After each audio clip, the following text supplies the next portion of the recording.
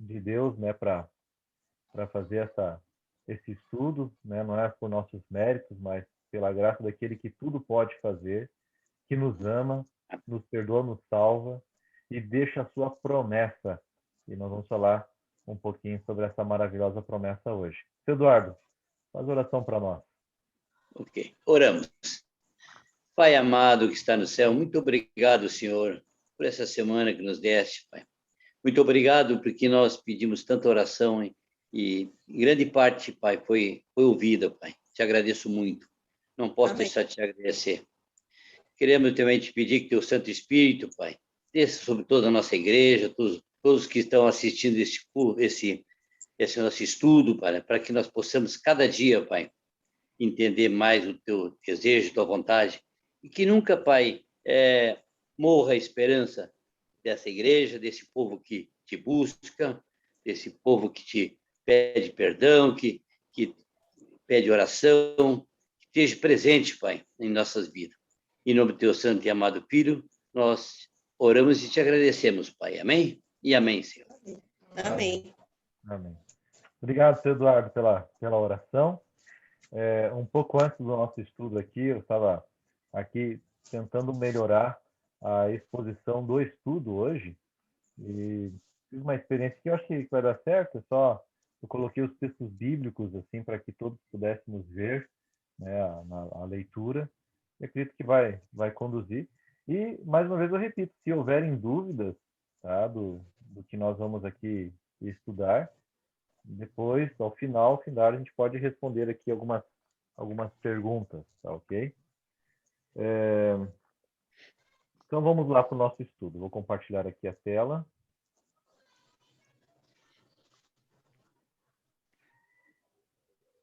Vamos lá. Muito bem. Então, esse é o nosso estudo de hoje, o estudo Nossa Esperança. O próprio nome da Igreja Adventista, a palavra Adventista significa que é o povo, né, o grupo que aguarda o que há de vir, né, o advento, né, que é referência a Cristo. Então, vou compartilhar com vocês então agora o nosso estudo e os textos bíblicos também.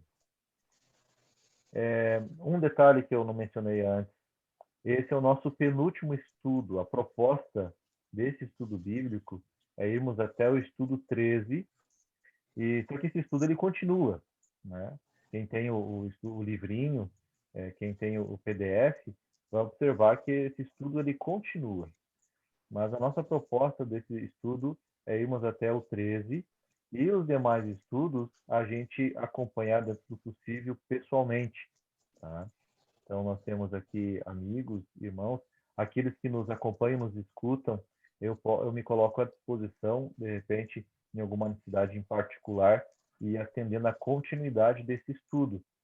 Mas nessa experiência online, a nossa primeira experiência online, de fazer esse estudo até o estudo 13, que é um fechamento fantástico, muito importante, que será na nossa próxima quinta-feira. Então, os que nos acompanham, a gravação, tanto nós que estamos aqui ao vivo, estamos na conclusão quase, né, hoje desse estudo. Teremos mais um, que será o próximo. Tá bom, gente? Vamos ao nosso estudo então aqui. Deixa eu abrir aqui. Por que Jesus voltará? Ele fez a promessa em João 14, 1 a 13. A gente vê esse texto bíblico de João 14, 1 a 13, que não está aqui agora na referência, mas eu vou mencionar para vocês. Que fala lá que não se turbe o vosso coração, credes em Deus, crede também em mim. Na casa de meu pai há muitas moradas. Se não fosse assim, eu vos teria dito, vou preparar lugar, e quando eu voltar, eu vos levarei para mim mesmo, para que onde eu estiver, estejais vós também. Então, é a grande promessa que Jesus voltaria. E agora, por que Jesus voltará? E aqui nós temos o texto bíblico de Mateus 24, 31, que eu já coloquei aqui para a gente acompanhar a leitura junto. Está escrito aqui assim: e ele enviará os seus anjos com grande som de trombeta, e estes reunirão os seus eleitos dos quatro ventos de uma a outra extremidade dos céus. Mateus 24, 31. Então aqui, por que Jesus voltará?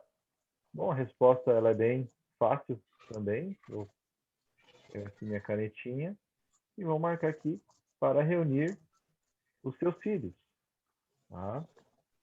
O grande evangelista Dwight Moody, o editor americano, ele declarou que a Bíblia tem mais de 1.500 textos que mencionam a volta de Jesus.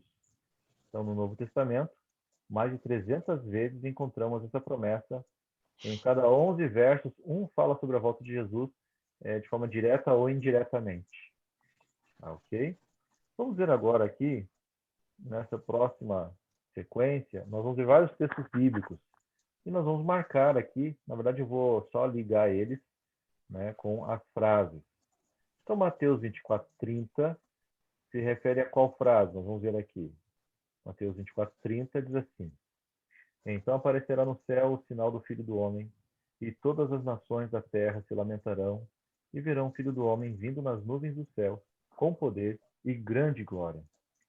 Então, o primeiro se relaciona com a última frase, sobre as nuvens do céu, com poder e grande glória.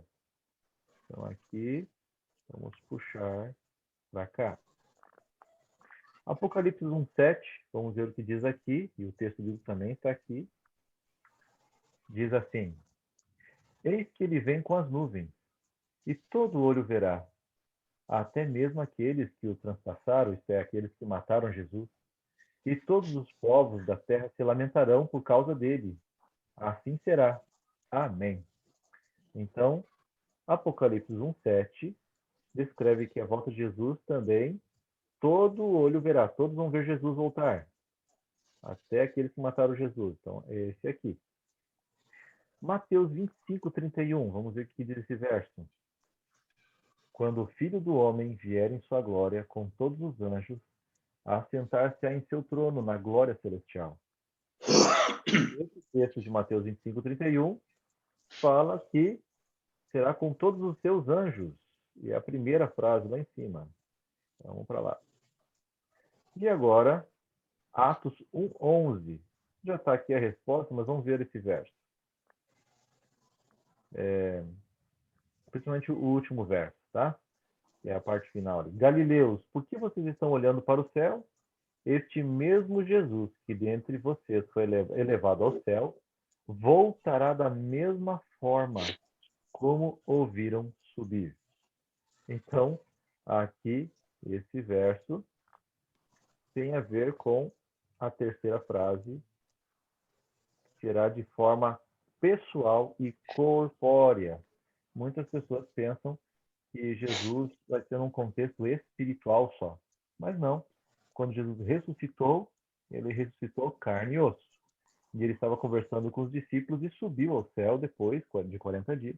Subiu ao céu e os anjos reforçam. Olha, da mesma forma que vocês viram ele subir, carne e osso, corpórea, presencial, né? E subiu, ele vai voltar. Claro que com grande poder, como a gente viu nos demais textos aqui. Tá bem? Vamos ver aqui um pouco mais abaixo. Diferente, então, como muitos pregam e acreditam, a Bíblia não fala sobre um arrebatamento secreto. Isso é interessante. A Bíblia não fala sobre isso. Onde pessoas desaparecem. A vinda de Jesus será gloriosa e visível. Todos na terra verão Jesus voltar. É claro, vocês vão ver mais à frente aqui, tem um texto que fala sobre arrebatar, mas não é secreto. Todos nós vamos ser, de certa forma, arrebatados quando Jesus voltar, mas não é secreto. A Bíblia deixa claro que, como nós vimos, ele vem com todos os anjos, todo olho verá, tá de forma pessoal e corpórea, e também nas nuvens do céu com poder e grande glória. Não vai dar para guardar segredo uma experiência dessa. Terceira questão. Quando Jesus voltará, Mateus 24, 36, esse verso já está aqui embaixo, viu, queridos? É só para a gente completar. E eu vou completar com vocês. Mateus 24, 36 diz assim: Mas a respeito daquele dia e hora, ninguém, e a resposta é, sabe. Ninguém sabe. Nem os anjos no céu, nem o Filho, senão o Pai. Então, isso é interessante. Ninguém sabe por que Jesus fez isso, né? Por que Jesus falou essas coisas. Ele disse isso porque se a gente soubesse o dia da volta de Jesus, vocês acham que o brasileiro, como um bom brasileiro, ia se preparar quando? Né? Ia deixar para a última hora, não ia deixar nem para o último dia, ia para a última hora mesmo. Ah, vai ser às 7 da noite? Ah, lá às 6 da tarde vou me preparar então. Vou pedir perdão de todos os pecados, vou me arrepender, né? E aí às 7 horas eu estou lá preparadinho, né? Como brasileiro, a gente faria isso, né? Então até para a gente ter uma fé genuína, né? Ser sincero com Deus, né? E com a gente mesmo, Deus não nos revelou isso, tá? Tem outras coisas que nós não sabemos também. Nós não sabemos o dia da nossa morte. Nós não sabemos quando vai fechar a porta da graça. A gente pode ver sinais, mas a certeza exata do dia, a hora, a gente não sabe também. E isso Deus fez para ele manter também a sua justiça, né? E não corrermos o risco de nós mesmos ser um falso converso, né? Achar que está certo e não está. Tem que ser por amor, tem que ser de coração. Bom, vamos em frente aqui, querido. Aqui abaixo tem algum detalhe. Ele não revelou nem o dia nem a hora, mas antes da sua vinda haveriam sinais. Mateus 24 e 29, ele narra do escurecimento do sol e queda das estrelas.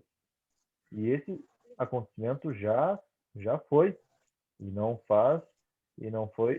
foi ontem, já faz mais tempo. No dia 19 de maio de 1780, aconteceu um fenômeno que assustou os moradores da Nova Inglaterra, Estados Unidos, no caso. As pessoas relataram uma grande escuridão. O sol escureceu de repente e ao meio-dia transformou-se em noite e a lua se tornou em cor de sangue. O jornal relata que os animais, né, foram para os currais, as galinhas se empoleiraram, porque estava sendo noite, literalmente. E olha que espantoso, além do nada escurecer, claro, um eclipse muito forte aqui, também a lua com cor de sangue, não é essa cor alaranjada, ou que alguns falam da lua grande, né, com cor de sangue, nem alaranjada, essa aqui foi cor de sangue mesmo. Né? Então, algo espantoso.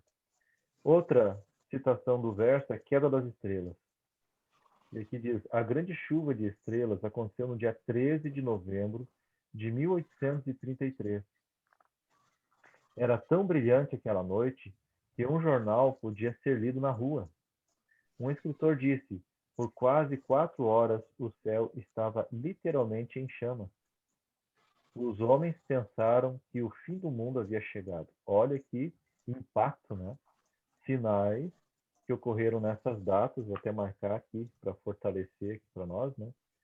Dia 19 de maio de 1980 e também o dia 13 de novembro de 1833. Nascimento do Sol, queda das estrelas. Não incluímos aqui ainda um grande terremoto em Lisboa, que aconteceu um pouco antes, 1755, no dia 1º de novembro. E também várias pessoas morreram. Foi um impacto assim, tremendo. E a gente identificou como sinais fortes da volta de Jesus. E o que dizer da pandemia, de outros acontecimentos que a gente tem visto? Mateus 24 fala bastante sobre isso. O que acontecerá quando Jesus voltar? Agora a nossa quarta questão. Então, 1 Tessalonicenses 4,16. Nós já temos o texto aqui. E nós vamos marcar verdadeiro ou falso. Nós vamos marcar só o que é o verdadeiro. Então, o texto bíblico está aqui.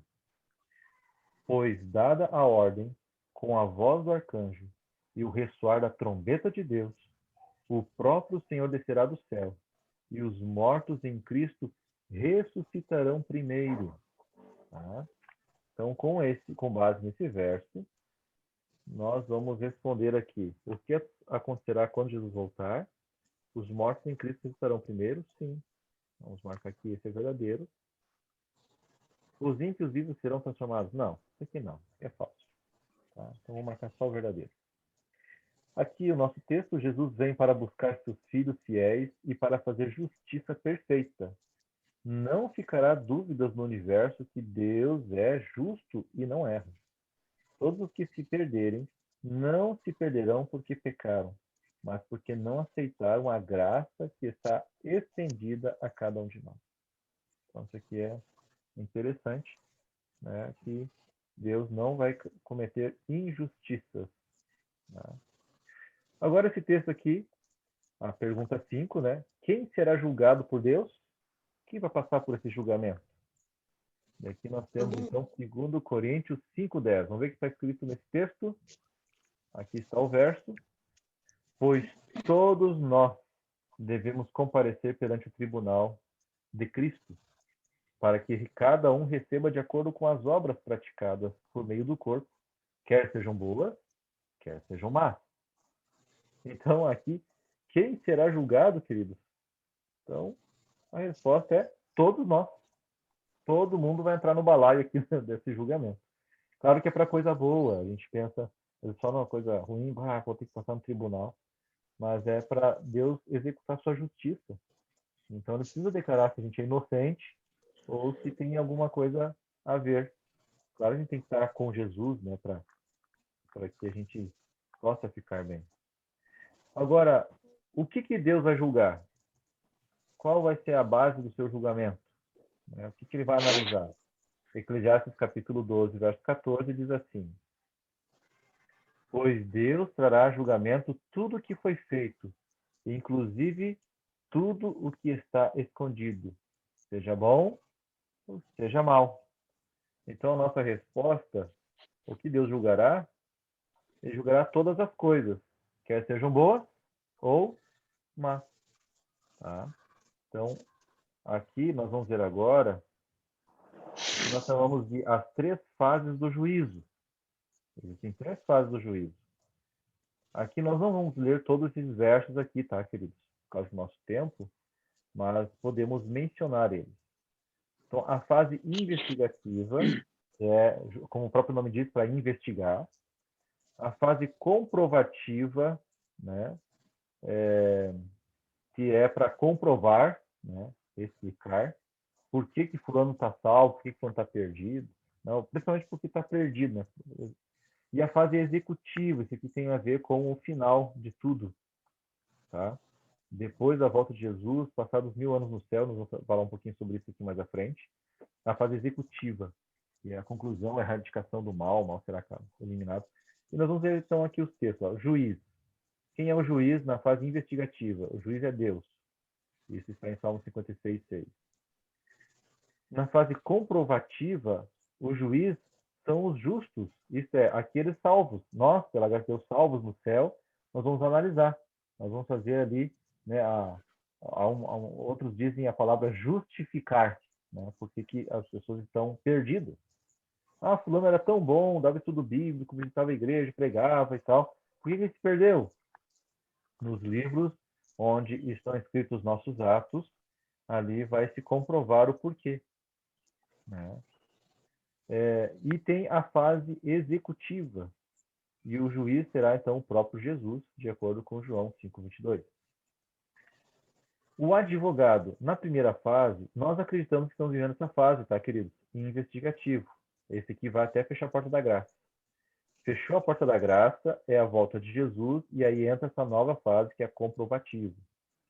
Passou os 1000 anos do céu, terminada essa obra, então entra a fase executiva, que é quando a nova Jerusalém descerá à terra, e aqui os maus serão ressuscitados, e daí vem o fogo, vai purificar a terra, e Deus vai recriar essa terra. Tá? Bom, na fase investigativa, o advogado é Jesus, o texto bíblico está aqui, e é só aqui que tem advogado, tá? Nas outras não haverá mais, porque tudo que tiver que decidir é aqui na primeira fase. A outra é só para comprovar e a outra para executar. Tá bom? O acusador. Quem é o acusador? A investigativa é Satanás. Ele que acusa o povo, né, que condena, fica dizendo, aquele lá cometeu esse pecado, fez aquilo, aquilo outro. Ele que é o acusador. Na fase comprovativa, o acusador, que Satanás, vai estar preso. E na executiva, continua sendo Satanás, só que ele vai ser eliminado, né, nessa fase. Quem são as testemunhas? Na primeira fase, são os anjos, Apocalipse 5:11. Na fase comprovativa, também as testemunhas continuam sendo os anjos, e no final, também continuam sendo os anjos. Então, testemunhas são sempre os anjos. Quem são os réus, os condenados, né, o candidato à condenação? Então, aqui, segundo o que está dando a resposta, todos nós somos réus. 1 Pedro 4:17. E o julgamento começa pelos justos, exceto aqueles salvos, aqueles que foram batizados, entregados a Jesus, começa por esses. Então, hoje, o nosso nome pode estar passando lá, né, perante o tribunal, né, nessa fase investigativa. Na parte comprovativa, então, os réus são os ímpios, é quem não foi para o céu, e na executiva continua sendo os mesmos. E a lei, a base de cada uma das fases é os 10 mandamentos. Ok? E quando vai acontecer? A fase investigativa é antes da segunda vinda de Jesus, né? E aí na volta de Jesus ele vai trazer a sentença. Na segunda fase, então, é durante o milênio, Apocalipse 21:4. E a executiva é após o milênio, Apocalipse 20, versos 7 a 15. Ok? Então, essa aqui é a descrição das 3 fases do juízo. É muito interessante esse conhecimento. Não é qualquer lugar que usa, né, tem essa compreensão, viu? Esse é algo especial do nosso estudo. Tá bom? Vamos para a penúltima questão, tá, queridos? Estamos quase aqui. O que acontecerá durante 1000 anos após a volta de Cristo? Apesar de a gente já ter falado um pouquinho, nós vamos ver aqui os textos e, mais uma vez, relacionar as colunas. Então, eu coloquei aqui os versos, tá? Apocalipse 20, verso 2, está aqui. Opa, eu vou ter que subir aqui minha tela para aparecer. Só um pouquinho. Deixa eu voltar aqui. Agora já consegui ver os textos. Aqui. Então, Apocalipse, na primeira bloco ali, né? Ele prendeu o dragão, a antiga serpente, que é o diabo Satanás, e o acorrentou por 1000 anos. Então, esse primeiro texto está relacionado com a terceira frase. Vamos conectar ali. Então, aqui, ó, o diabo estará preso. Agora, Apocalipse capítulo 20, verso 5, tá? O verso aqui também é o nosso segundo parágrafo. O restante dos mortos não voltou a viver até se completarem os 1000 anos. Essa é a primeira ressurreição. Então, aqui, durante 1000 anos, os perdidos estarão mortos. Então, está aqui essa conexão. No segundo verso. E Apocalipse 20, verso 6, vamos ver o que diz ali, Apocalipse 20, verso 6, que é o último parágrafo aqui. Felizes e santos os que participam da primeira ressurreição. A segunda morte não tem poder sobre eles, serão sacerdotes de Deus e de Cristo e reinarão com ele durante 1000 anos. Então, aqui, Apocalipse 20, verso 6, tem conexão com a última frase. Os salvos estarão reinando com Cristo. E agora, Jeremias 4, 23 a 26, ele traz a descrição que tem a ver com a terra estará sem forma e vazia. Vamos ver o texto. Olhei para a terra, e ela era sem forma e vazia, e para os céus, e a sua luz tinha desaparecido. Olhei para os montes, e eles estavam tremendo. Todas as colinas estavam oscilando. Olhei, e não havia mais gente. Todas as aves do céu tinham fugido em revoado. Olhei, e a terra fértil era deserta. Todas as suas cidades estavam em ruínas, por causa do Senhor, por causa do fogo da sua ira. Então, a terra estará em pleno juízo, né, de Deus, e sem forma e vazia no período desses 1000 anos. Então, está aqui, tá? A conexão com os nossos versos. Tá bem? Vamos para a última questão. A última questão. O que acontecerá com Satanás e seus anjos ao final dos 1000 anos? Apocalipse 20, 7 a 9. Vamos ver o que diz o texto. Depois nós vamos marcar o que é verdadeiro ou falso, tá? Vou ler para vocês aqui o texto. Quando terminarem os 1000 anos, Satanás será solto da sua prisão. Ó, uma observação, queridos. Essa prisão não é que literalmente tem uma corrente amarrada prendendo Satanás aqui. É que ele não vai ter quem tentar, porque no período dos 1000 anos, todos os maus vão estar mortos, ele não tem acesso ao céu, então ele vai ficar preso na terra, sem ter ninguém para tentar, apenas ficar pensando nas maldades que ele fez durante 1000 anos. Tá? Quando a expressão que ele será solto da sua prisão, é porque Deus estará ressuscitando esses maus para o juízo final, né? Para a execução final. E por isso que essa expressão será solto, porque agora ele vai poder voltar a enganar as nações que estão ali.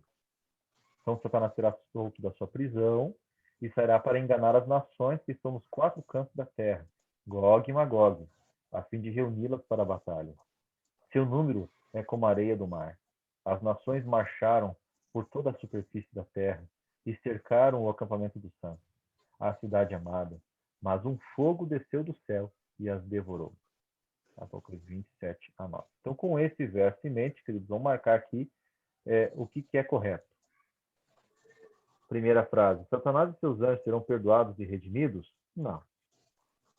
Quando, porém, se completar os 1000 anos, Satanás será solto da sua prisão? Sim. Esse sim. Vou marcar aqui, ok. Sairá a seduzir as nações que há nos 4 cantos da terra, a fim de reuni-las para a guerra? Sim, o verso disse isso, vou marcar também. Satanás continuará vivo, pois a alma é imortal? Não, isso é falso. Descerá, porém, fogo do céu e consumirá Satanás e seus anjos? Sim. Isso vai acontecer, graças a Deus. A maldade vai ser encerrada por completo. Que bênção, né, queridos? Que bênção a gente poder saber que o mal vai acabar. Tá? Deixa eu aqui voltar para vocês. Olha aí. Bom, primeiro eu gostaria de perguntar se vocês têm alguma dúvida. Esse foi um estudo, né, que a gente fez com respeito à promessa da volta de Jesus e uma descrição do que será essa vinda. A gente viu que não vai ser algo secreto, é algo que todo olho verá. Também nós percebemos que não sabemos quando isso vai acontecer, mas os sinais da volta de Jesus mostram que está aí às portas e precisamos nos preparar, precisamos do nosso coraçãozinho, orar ao Senhor, se entregar para Ele. Todos nós sabemos quais são as nossas falhas, né? A sua, em particular, né? Os seus limites, dificuldades, lutas. E a gente precisa entregar isso para Jesus e se entregar a Ele completamente. Mas há alguma dúvida, alguma pergunta? Está tranquilo? Tranquilo. Amém. Amém. Então, com isso, nós podemos fazer aqui a pergunta, que é o que vem da nossa lição. Eu já deixei aqui com você, aqui agora com a gente. Você está decidido a estar no grupo dos salvos nesse dia da volta de Jesus? Você está Sim, sim. Que bênção, né? E quem não quer, né, gente? E pior que tem gente que não vai querer. Né? Mas nós que estamos aqui queremos pela graça de Deus. Amém? Amém. Amém. Então, assim como nós temos feito das outras vezes, mantenha sua mão erguida, eu vou orar para que Deus abençoe a sua decisão e você se mantenha firme nesse propósito. Tá bem? Vamos orar. Amém. Deus amado, estamos, Senhor, mais uma vez com as nossas mãos erguidas, nos comprometendo a se manter firme no propósito de se preparar para a tua vinda. Que momento glorioso, Senhor, será esse? Que bênção, que alívio, que libertação para todos nós, da maldade desse mundo, das doenças, das injustiças, das dificuldades, livres do pecado. Pai querido, proteja cada um que está aqui, os nossos amigos que estão online e também os nossos amigos que estão acompanhando a gravação. Que tu possa, Senhor, abençoar cada um deles, abençoar a decisão, e que ninguém tire essa entrega, mas que pela tua graça, Senhor, todos estejamos unidos e salvos quando tu voltares. É em nome de Jesus que nós pedimos e agradecemos. Amém. Amém. Amém. Meus queridos, Deus seja louvado. Obrigado Amém. por nos acompanhar mais uma vez. Tá? E na próxima quinta-feira, nós faremos então o nosso estudo conclusivo dessa primeira fase aqui de estudo online. Então, fiquem em oração, se preparem. Quinta-feira que vem, às 8h30, pela graça de Deus, estaremos juntos. Tá bem? Amém. Bom passeio, bom retorno. Passeio aí. Tá bem? Abraço para a família aí. Tá bom, obrigado. Tá? Vai ter o restaurante Madaloso, no bairro Santa Felicidade. Ah, o senhor conhece lá então, hein? Se der para ir a Paranaguá de trem, é uma boa opção para as meninas. Que legal. Tá bom, seu Eduardo. Maravilha. Um grande abraço para vocês. Fica com Deus, grande abraço e bom retorno. Amém.